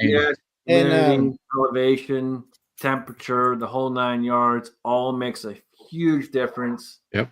As far as what goes on when you are shooting, absolutely. And especially at distance. Close up, not necessarily so much. Within 100 yards, you're probably not going to notice a whole lot. But once you start getting out there, yes, you will see a major, major difference. Hey, Scotsman, I got to apologize. I just saw the time. I got to take off. But I'm thankful for you letting me in the back door, and good seeing you all. Good being with you guys in the panel and the side check. So. Good seeing you, man. What you got coming up? Anything? Well, I'm going to finish off this BB gun contest, and I'm getting on and doing some of the other challenges. I've shot a few of them, but I'll do a couple more videos for Elijah to kind of help him in his spirits and get him back going. And then I've shot no pros, but I got to shoot it again because I got to do better. But anyway, I do have a new bench coming to my home range this week, so that should help. Anyway, that's what I got. Okay. Awesome, man. Appreciate you being here, man. Okay, we'll see y'all. Bye, bro. See you, Jimmy. And we do have we got Sean with us too. Sean jumped in. How you doing, brother? Hey man, I'm doing good. Sorry I'm late. That's all right, man. What you got going on? Well, we got crappy weather. What y'all guys got? Crappy weather. Yeah, right. We've had a lot of crappy weather, high winds, rain, you name it. Yeah, same here. And even snow and lightning. Can you believe that? Wow. You live near me, don't you then? Where are you? Ohio. I'm in Idaho. Well, I didn't ask you what I didn't ask you what you were. I asked you right. You're not too far out there. Some of them guys are way out there. This morning Idaho would be some crazy ass weather, man. Now. I've been there. Yeah, I'm right above Mario, I think. Yeah, man. Yeah, I've been to Boise. I love Idaho. It's a beautiful state. That's it. Yeah, it is pretty. It is a pretty state. Yeah, man. We had all kinds of rain, thunder, lightning, you name it. No snow though, thankfully. We're getting snow again tonight. Can you believe it? Well, I've had snow in July, so it's not that awful. I think the latest we've seen is what, May, Daniel? Usually Easter's the last snow of the year. We always have a green Christmas and a white Easter. Right? Yeah. This has been opposite. We usually have a white Christmas, and then 4 feet of snow or 6 feet of snow in January and February. And then after that, it starts to melt. This one was quick. It melted fast. We had flooding. The creeks rose. I had flooding across the road down. I live up on the hill, so I was like, I don't know if you guys know Kentucky Rimfire, and he did those videos in Kentucky there. I had the same thing going on, and I live up on a hill like him, and all the stuff below me was all flooded out. Oh, it was terrible. Hey, Daniel, do you want to say it, or or should I say it? Wah. Gee, no one fucking cares about you, man.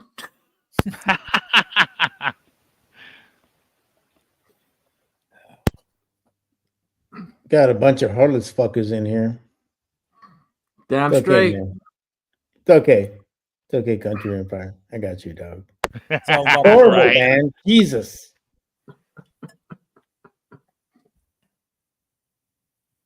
Does it matter if my well house froze up this year, or Oh, you got a spring house?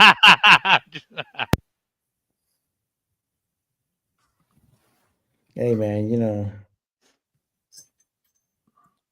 It's all good. Jason, I was trying to show you my milsurp earlier that I just got.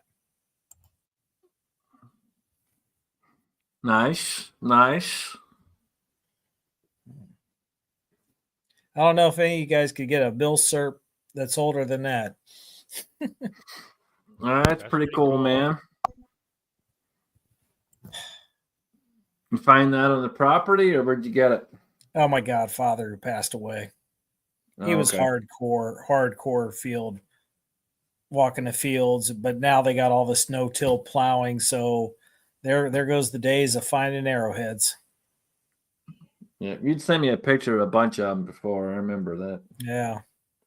Man, can you imagine making that by hand, man, and make it so precise the way that looks? Crazy. Oh. I found some of the tools that they use to make those, and I found some arrowheads in my time, but I've mostly found the stone tools out around here, and it is just amazing from the technology, from the older ones where how they're just all hunky and everything, to the later ones and how thin and aerodynamic. I mean, just it's crazy. Kind of like going from flintlocks to today's modern firearms. Crazy.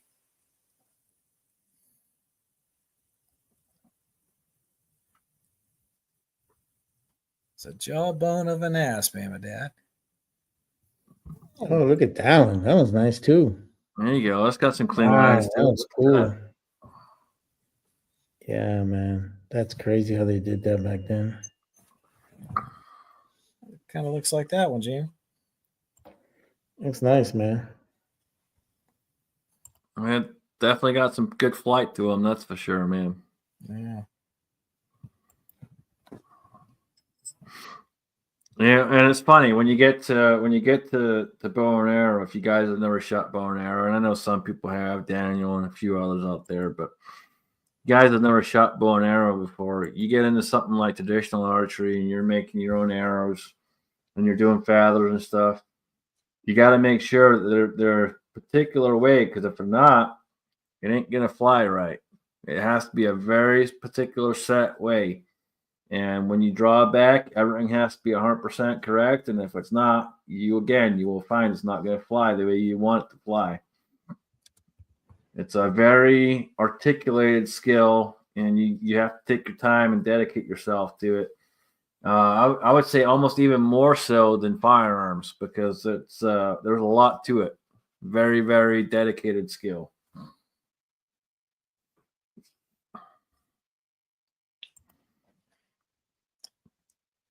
There's a few guys out here in this area where I live that they are the purest traditionalist with archery. I mean, they're making their own bows, strings, the shafts, and then down to napping the flint, making their own arrowheads. What was the wood made of, the actual bow? Like what's the what type of wood did they use for those? Depends on what part of the country you live in. Out west, what's that? You got Osage, Osage. There's all kinds of them, hickory. man. You had a lot of Osage out there. That was a very popular one because it's kind of soft and supple to a certain degree. You got African purple heartwood. Usually that was kind of an add-on. It wouldn't be the whole bow, but it'd be part of the bow. Usually, kind of more in the center towards the rast area. There was so many different types, but basically, you're looking for something that is soft, flexible, and durable all at the same time. Yeah. But Osage was a huge one. Maple was another huge one. Bama Dad's out there says maple. You got Waller with you. I mean, there was just so many, dude. Yeah. And that's all dependent on what part of the country you lived in. What was the best wood? A big thing of it is too is hopefully the people that were making them whenever you got it were taking their time and making sure it was dried right and it was set right before they even tried to make it. You got to be careful when it comes to lumber of any kind, regardless of what you're doing, whether you're making a bow, whether you're building a deck or whatever. You want to make sure that you're accustomed to the area you're in. So even if you had the wood moved from somewhere else, you want to make sure you let it sit for a month to 2 months to let it accustom to the area you're in and let it dry out, let it do what it's going to do, and then make whatever you're going to make with it. Because if you don't, you're going to have all kinds of problems with it. These guys were cutting the trees down and then leaving what they want to make into a bow and leaving it set in the barn for like 5 to 7 years. Yep, I've heard of that before too. Yep.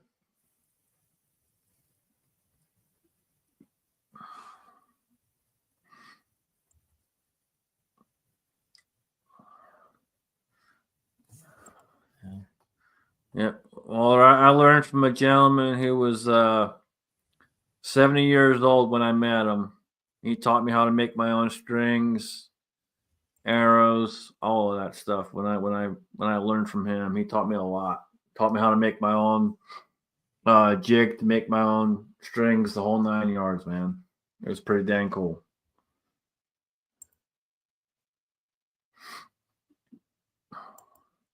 Best part of him, dude, was I walked into work one of the first days when I met him, and I've told this story before, but one of the first days when I first met the guy, I walk into work at 6 o'clock in the morning. He's already sitting there in the shop, and he's got heavy metal blaring. I walk in to let the bodies hit the floor, and he's just freaking rocking out, dude. And I kid you not, guy is 70 years old. I just walk in, look at him, and go, dude, you're my kind of guy.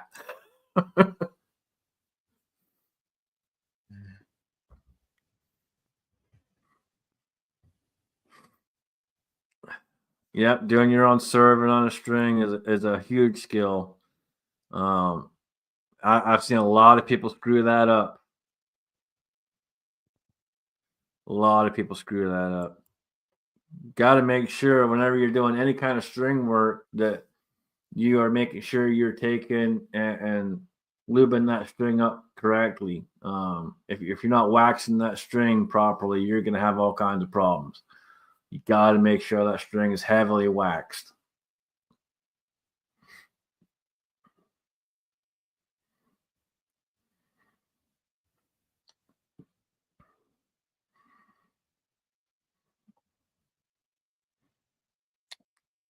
And shooting the bow is so relaxing. Yeah, because you're concentrating on what you're doing. You're concentrating on your breathing technique and your release and all that good stuff. So yeah, I could see that. Definitely, it takes a lot of concentration with that kind of stuff. But it looks cool. I mean, I've seen it all the time. I've never tried it because I know that it's just another rabbit hole I don't want to get into. Oh, it's with the modern technology and stuff. Shooting compound bows with releases takes a lot of the learning curve out of it.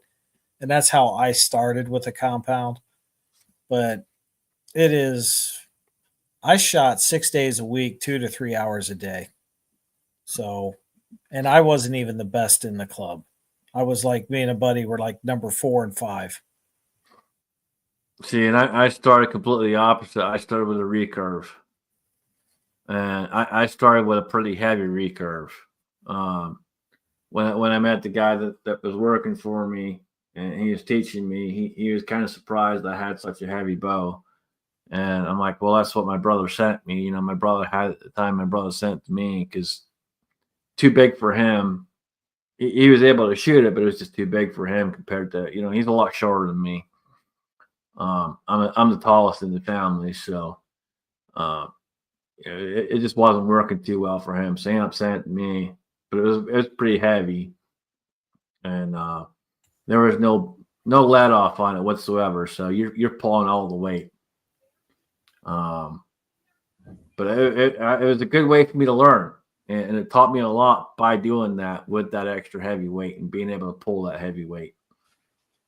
So I'm glad I'm glad I learned that way, because when I went to the compound, and I still shoot recurve, but when I went to compound, it was such an easy transition. I mean, it was almost nothing. Everybody's shorter than you, Scotsman, except Willie. Yeah, Willie and Pat are right there with me, man. How tall are you, I brother? first started in like elementary school. We had, you know, you could shoot bows or whatever. They had archery, and they had recurve bows.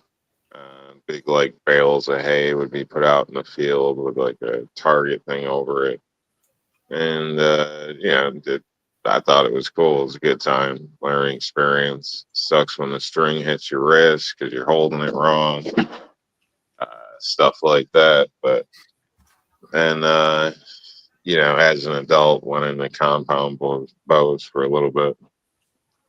So it's I don't know. I think it's fun. I mean, it's a it beats golf in my opinion. I will take it hitting my wrist all day long versus it hitting your hand in the middle of a bow.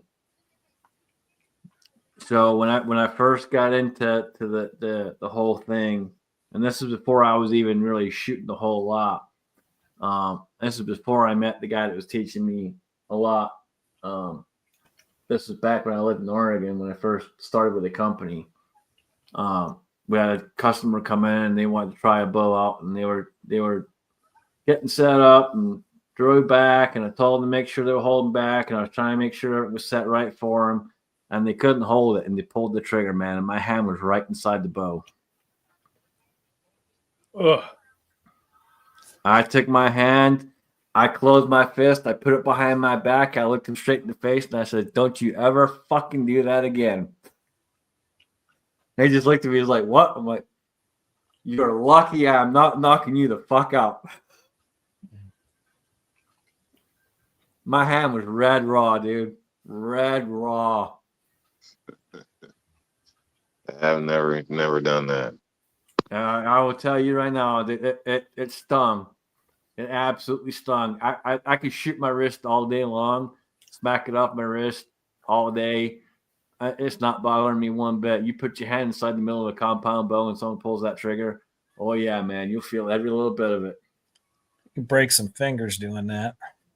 If you're not careful, yeah. I got lucky on that one. Like I said, I took my hand, closed my fist, put it behind my back, and took a deep breath. That one stung.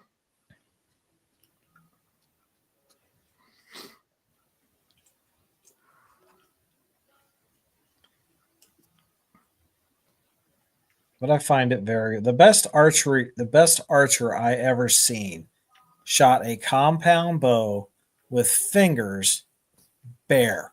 No sights, no nothing. Just shot it straight through instinct. and he was the worst knock hunter I have ever known.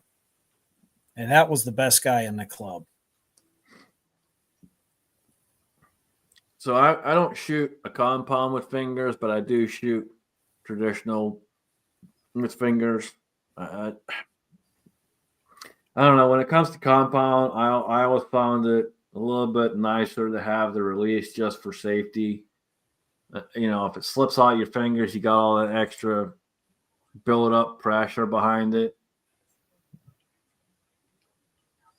So I always just use the release just to be on the safe side, because hell, like I said, man, I've had some crazy shit happen over the years. So I've never used a release, but I'm not the biggest archer, I guess you could state, but for compound was always fingers. I did have fiber optic sights, which I thought was helpful, trying to range something out. So yeah, different options with the sight, easy to pick up.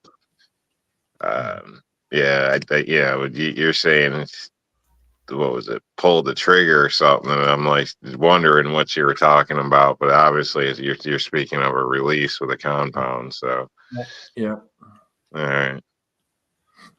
Yeah, so for those folks that don't know out there, you got what we call a release, and basically it hooks onto the D loop of the string, and you pull that back, and then you have a little trigger on there, and you pull that trigger, and it opens up that hook and lets it go.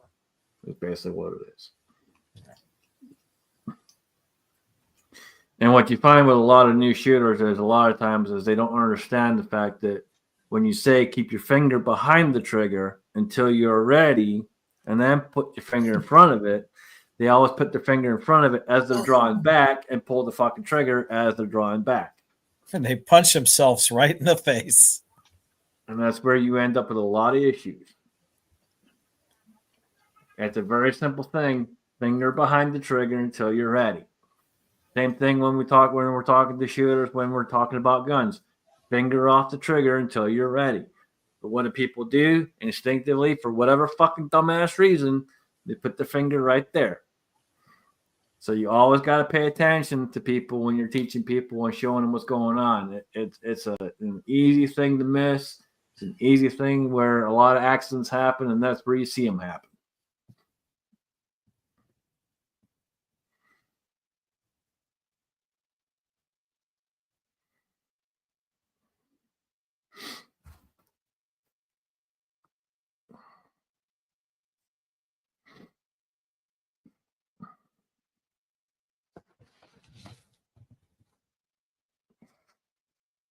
Hell, at this point, I've been in this industry now for almost 14 years. Well, actually, right on 14 years. I've been dealing with firearms and bows, and I've seen all kinds of shit in 14 years, guys. A lot of shit. I kid you not. It's sometimes I'm amazed I'm even still here with some of the crazy ass crap I've seen. Kills me is the price of bows. Like, you can spend a bit more on a bow in the setup than you would on a firearm. You can. Well, it all depends what you're looking at, what you're going for. Mario, that's the shit. That handsome fellow was saying hi, and you took him off the camera. Whose eyes are Look more at him. buggy, Look at him. Mario's or the dog's? I know, right?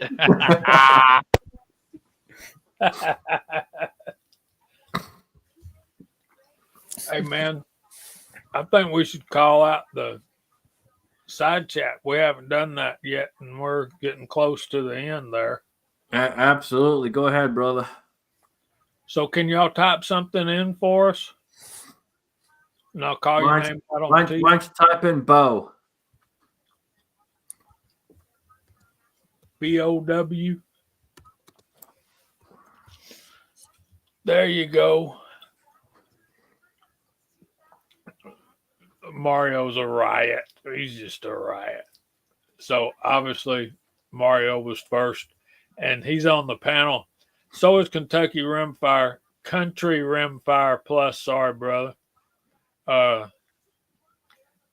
Daniel God is my judge will be up for execution at dawn tomorrow morning. Edward Right. Petty, 01 guy, Vanessa Kitty. There's a lot of comedians out of work, folks. I'm telling you. Bobby Barlow, Viejo, hey Walter, Vanessa Kitty, Dwayne 7834, my brother Dave Thorzax. So glad they're out there. Glad all y'all are out there. And we're showing we got 17 watching. There's Big P. Anybody else? I think we're caught up at the moment. We'll be looking for some more to type in Bo later. But thank all y'all for being here. Yep, absolutely appreciate everyone out there for sure.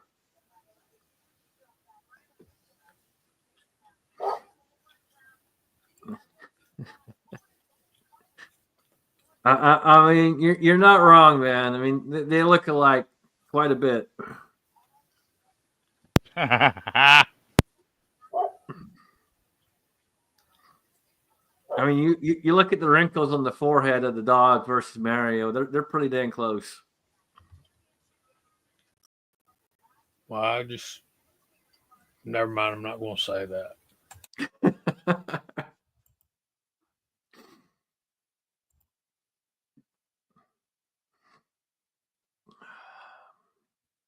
So the shooting competition season's getting ready to kick off here. Brown targets matter. Brown targets matter. Just saying. That's right. Brown targets first. Yeah. Hey, PCSL, you shoot the brown and the white.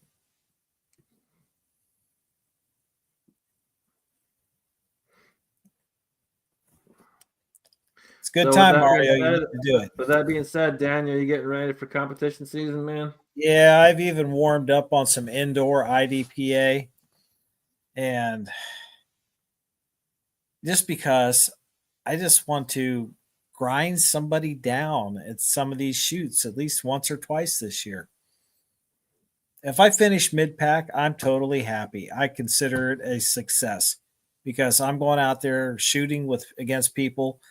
90% of the people have been shooting competitions for over at least minimum over a year or two. So you're shooting against people that are out there practicing all the time. So if I finish mid-pack in there, I consider I'm good for carry. Right. And that it's just a lot of good people out there. It's good that you're getting out there and you're meeting people and you're having fun with it, man. That's the important thing.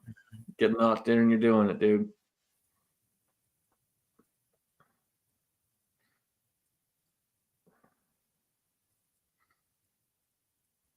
I hope to be out doing more shooting here soon. Yeah, I got some brand new loads I need to try out. So when you're down here next time, I'll just have you go ahead and shoot them. That's fine. I'll butter my butthole and pull the trigger. You know, pucker it up. Do what we gotta do. I know you're good for it. Something happens, so whatever. Yeah, my neighbor's got a backhoe, and the other neighbor's got plenty of pigs, so not a problem. Something happens. So, got a question, guys. I've been noticing Hodgson has been trying to push Thai group like hard. Like, hey, use this instead, blah, blah, blah. I mean, are we running out of powders here? And now we're just getting to a point that we have Thai group and a couple CFE stuff and the shelf and a couple IMR stuff. Just kind of curious on that. The manufacturers have streamlined. They got stuff that they don't sell as much of. They quit making it because the profit margin is not there. So they're streamlining the stuff for what they sell commercially to manufacturers in the military. So, And I have no problem with tight crew because that's what I've been loading pistols with since I started.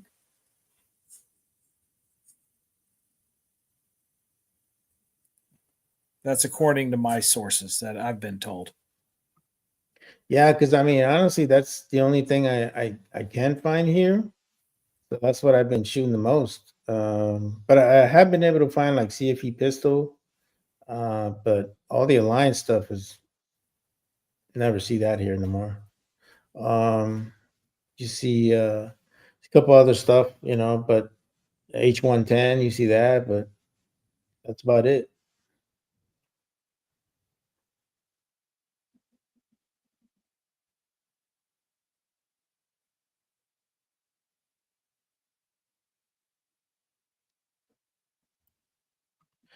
I guess my point is like I'm wondering how long this is gonna be with the powders and the prices and the components because you know I think you'll see things change here soon. You got to give it some time, man. So, there's a lot of people, including the media, that are hyping up the whole BS with the trade war, with adding on this tariff and that tariff and so on and so forth. You got to give it some time to settle down. I think once things settle down a little bit, you will see things increase and things change, and you'll see a lot more coming back in stock, and prices have come down on some stuff. You see a lot more stuff on sale fairly regularly. So you got some folks out there that are hyping the whole thing of, we're in a shortage, this, that, the other, and trying to sell this and all the rest of it. Dude, just hang tight. Trust me, things are going to change. And if you really pay attention to what's going on, you pay attention to various websites, the emails that are coming out, you'll see the sales, and the sales are there. And so you are seeing prices drop. So I wouldn't believe the hype that some folks out there are throwing when they say that, this company's not making this anymore, or this company's not making that anymore, or prices are going to go up, or, we're not getting this particular component or that particular component. Hang off and just stand by and wait, man, because it's going to change. It's going to change soon. We've seen this happen in the past, and I'm telling you from experience, just wait it out. If you got enough to keep going for right now, just wait it out. yeah. One thing I have seen that's probably an issue anymore is eggs. I don't know if you guys had kind of like the same issue where you guys were at, but over here people were just camping out just to get a carton of eggs at Costco. It's freaking ridiculous, man. People fighting for fucking eggs. So I went to my local store here this past week, and I don't buy eggs from the store in general. I get them from a local farmer. So I get Same here. I get my eggs and I get my milk from a local farmer. I get butter from my local farmer, and my cheese too. I get all that from him. So I don't buy a whole lot of that stuff from the store in general, but I looked at the prices while I was there, and on average they were up about $3 a dozen. But when I buy from him, I'm still getting a good deal, so I'm not really concerned about stuff like that. And that's part of the thing of it. People out there are panicking, doing this, doing that, and they're paying attention to the media. They're paying attention to the people out there that are driving this stuff. And if you really take your time and sit back and you go talk to some local people, like I deal with a local farmer. If you get in good with a local farmer, you're going to get a better deal, especially if you're buying a lot from him. And I buy quite a bit. So he gives me a good deal. I don't have to worry about it. If I buy more in bulk, guess what? I get a better deal. So, I think there's a lot of hype about what's going on right now. And there's a lot of BS, especially concerning the bird flu BS and all that crap. And they're trying to push that out there and cause hysteria and cause this and cause all this other stuff. And we've seen a lot of that in the last few years of other BS shit that's happened. And again, folks, really just pay attention to what's going on and look around you, because the lies are adding up and adding up quick. And Yeah, it's just like, you notice that they want Trump to like magically change everything. He's only been like a month and a half in office. Like, what the hell do you expect, dude? Like, calm your ass Yeah. down. I mean, we didn't get that in freaking 4 years of Biden's right, well, that's presidency. the thing of it. Yeah. He's been in office for a month and a half, but they weren't screaming at Biden for the last 3 fucking years, were they? No, that's Not a inconvenient to fucking them, and they're supporters of their president. Right. Not a fucking peep to him, but Trump's been in office a month and a half. Why haven't you done this? Why haven't you done that? Yeah. Again, pay attention to what's going on. Pay attention to what the media is saying out there, because it's all bullshit lies. They're trying to force feed you this crap and tell you this, tell you that, and get you to believe a false narrative. Yeah, we all know that the media is on the left side. It's always been that way. And I think that's the reason why in many cases they're losing ratings. I see MSNBC going away pretty soon. I can't wait for that Yeah. day. No shit, right? I see other news. I mean, look what happened to CNN. They got rid of fucking Acosta, dude. Like, that was the shit. I was like, hell yeah, But Yeah. it's like nobody watches these stupid ass fucking news anymore. The last time CNN was actually a good fucking news agency was during Desert Storm. That's where it became what it was. But they kind of went a way that they shouldn't have gone. Now it's biting them in the ass.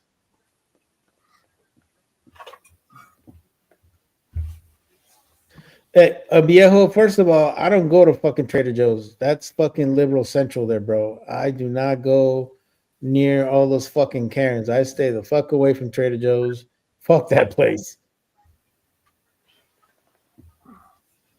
I have 2 questions. Oh, Yes. please ask. Okay, so yo people, I don't know if I'm subscribed to you. Do you got a YouTube channel, brother? Yeah. Oh, me? Yes, Oh, you. Yo, people. Oh, here. Yo, people. Oh, that guy. I do, but I pretty much quit. Yeah. Oh, Nobody wants really? to watch fucking Daniel. Yeah, Well, he post just it. hangs Yeah, out post here, it, causes and I'll trouble. subscribe. That's My me on the second side. question right is, there. Mario, I haven't seen you for a while, brother. What have you been doing? Man, I've been working like the Mexican Kunte Kinte, bro. That's what it is. Sí, señor. All right. Yeah, man. No, I just honestly, man, I got a little burnt out with YouTube, bro. And it got to a point that I was like, I got burned out and I got tired of YouTube telling me what I can't say. And, I was like, man, the hell with this crap. And I mean, really, Right. there's no other resource out there. I mean, Rumble There ain't. is, yeah. So Rumble's I dead.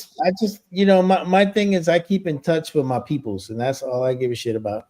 I don't go and fight for fucking subs. That ain't my thing. And my thing is I Oh just yeah, want I people that get are it. genuine and gonna give a shit. But yeah, I need to start making more videos, bro. But I haven't really. But I'll start doing it because I think it does help, especially to reach out to those that don't get a chance to see me all the time. But yeah, I Yes. appreciate it.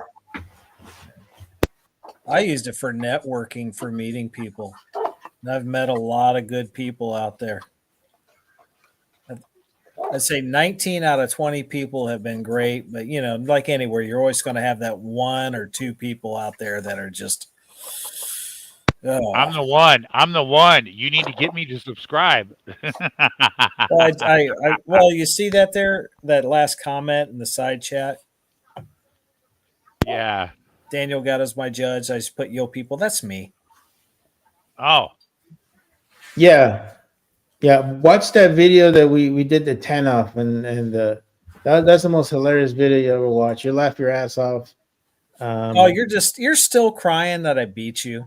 No, no, I don't give a shit about that. I just care about your video that you made.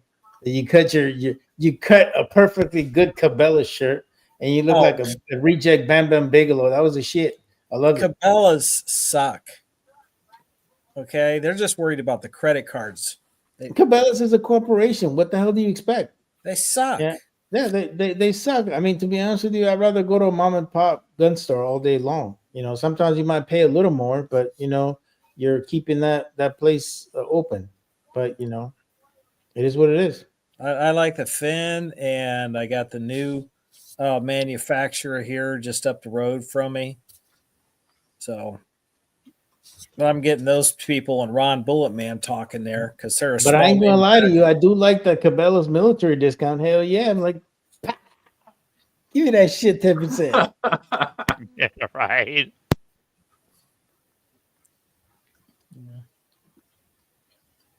Now I've got debate. I've met Scotsman a long time ago, and he used to come down here and shoot all the time.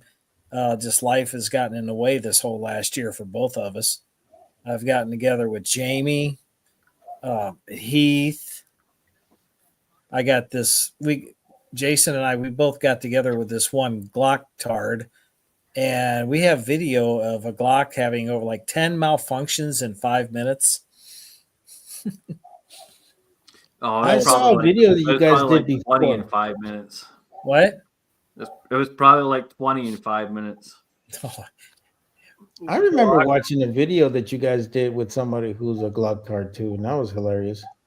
I'll say this about that. If they had 10 to 20 malfunctions in 5 minutes, that particular individual has gotten pretty dang good at clearing jams, huh? Oh no, they sucked at clearing a jam. That wasn't happening either. That was part of the issue. They couldn't clear it. On a Glock? Yep. Dude, this was a tactical. You know, I like to call him a tactical. You know, he thought he was a tactical guy, but he was more of a tactical. He was not able to do the things that he claimed he could do. Yeah. Yeah, you know, it kind of reminds me of that fucking that fucking dude in Napoleon Dynamite. You know, the guy that wears the American pants and thinks he's a kung fu guy, and he's not. I have a problem with YouTubers who wear a freaking vest and wear a freaking Kevlar helmet and go out there and shoot a freaking pistol. I'm like, dude, really? What is that really gonna? I mean, the only one that I could probably say, there's only a couple of YouTubers that, you know, they did that, done that, got the T-shirt, and like Grand Thumb would be definitely one. You know, I mean, that guy was freaking Green Beret, but some of these YouTube commander guys, man, I'm like, dude, really, man? Like, why the hell you need a freaking vest and a freaking Kevlar helmet to shoot a pistol? You don't need that shit. But I don't know. I don't get it. Some people are like that, man. I don't get it. I don't know. TR had a helmet and a vest and all this here, and he ended up getting a frag in his arm from a pistol. That's fabulous. Okay. So let's address this comment. So, Bama Dad, he brought multiple Glocks with him, and some of them were not stock, others were stock, and every single one of them had failures. That gun was stock. It was just caked up with desert sand, grime. He never even took He brought what? He brought like 3 or 4 with him, didn't he? Yeah. I just know the one we did the video of, it was just the one gun of the video, and it was 3 different shooters. And because at first you were all accusing me of limp wristing it, and then you shot it. He was limp wrist, and then he accused me of limp wrist, and I just laughed at him in his face. Yeah, and it's here. Well, I think a lot of people have this misconception that because it's a Glock, it's like an AK that you can shoot it dirty and somehow it's going to work. No, man, it's not an AK. And even an AK is probably the only gun that I could probably think of that could handle that kind of stuff. But A pistol like a Look, Glock? I've said it before, and then we'll start going through the room here in a minute. But I've said this before. Years ago, I was down at Daniel's, and I took my $1,000 Beretta, I took it out my holster, and I threw it directly in the snow. And I watched this kid's face as I threw it in the snow, and his face just dropped in shock of me throwing it in the snow. And I picked it up, and I shot it, no issues. And I looked at him straight in the face, and I said, "Do that with your Glock." He's like, "I'm not doing that with my Glock." I'm like, "Why not?" "I don't want to do that. I just proved the point to you. I got no problem throwing my $1,000 Beretta in the snow and proving to you that it will work, but you want to take your piece of shit Glock and toss it in the snow."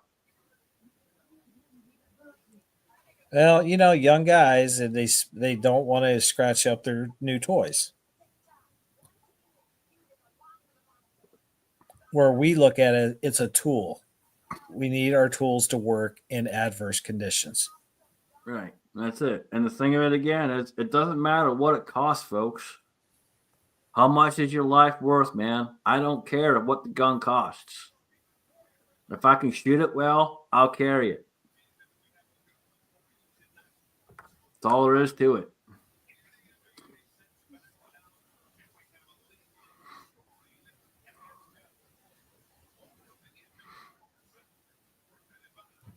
All right.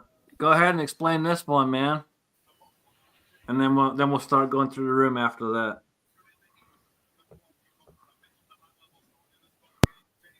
You talking to me?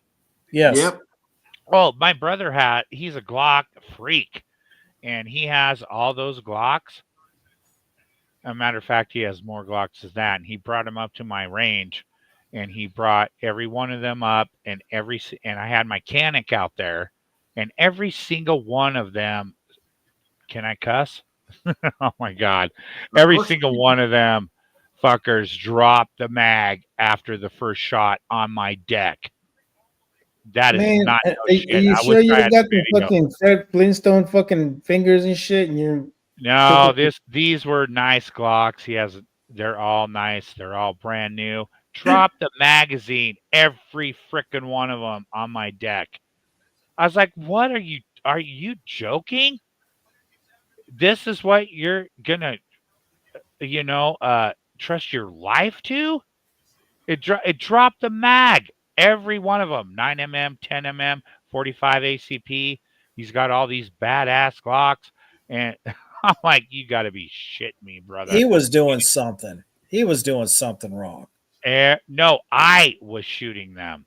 They Oh, dropped the mag on my deck after the first round. Boof, on the ground. Every one of them. Every one of his brand new Glocks. That is not a joke. I wish I had a video of it. I swear to God. I wouldn't buy a Glock. I wouldn't take a Glock if they sent it to me. Oh, hell no. No way. Three Glocks, three brand new, immaculate Glocks. He didn't do nothing to them. He just brought them up here brand new. Yeah, I swear to God. I'm not even kidding. And I brought my Canic out, and he's like, "Oh, wow." My Canic is the one that had the really smooth trigger when they first came out. I love it. I love that Canic. Anyway, yeah, I wouldn't buy a Glock. I wouldn't take a Glock if you gave me every single one of them for free. No way. And that is not a lie. I'm not lying. I'm not lying. I was dumbfounded. I'm not even kidding. That's crazy, man. I've seen some crazy stuff with Glocks. I haven't heard of that one before, but I've seen some crazy things over the years.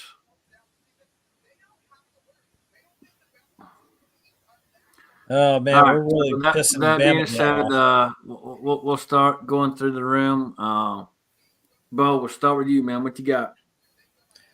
Oh, let's see. Coming up, I got a shoot at the end of this month, and I've got two shoots. I got an IDPA and a USPSA here next month. And I'm just out here. I'm shooting instead of making videos. I'm shooting. I've got friends over here and their wives shooting. The wife got into that Armed Women of America thing, and that's really put a dent in the wallet because the girl's buying way more guns than I am. So, you can look at it as a bad thing or a good thing, but she's supporting my bad habits by taking them on herself. But thanks for having me on tonight, and it's nice seeing you guys. Always a pleasure, man. Appreciate you, brother. Battle Bean, what you got, man? Oh man, I ain't got nothing, man. I'm just working, man. That's all I'm doing. And yeah, that's about it, man. Just appreciate the invite, and always good to see you guys. Awesome, man. Appreciate you. Country Gunfire, what you got going on? Well, I'm doing the dual camera thing, trying to learn that, how to sync the two cameras up, and waiting for this weather to go, doing a bunch of challenge targets. And I want to get out to 100 with a bunch of stuff, so we'll find out. Awesome, man. Appreciate you being here. Thank Is you that for inviting me. shooting? Is that pistols out to 100? No, rifles. Oh, okay. Wow, All right, brother. Rob, what you got, brother? I don't really have nothing coming up. So basically the usual: eat a salad, stay cool, and see you next time. All right, man. Appreciate you as always. Don't eat a salad, folks. Eat steak. Much better for you.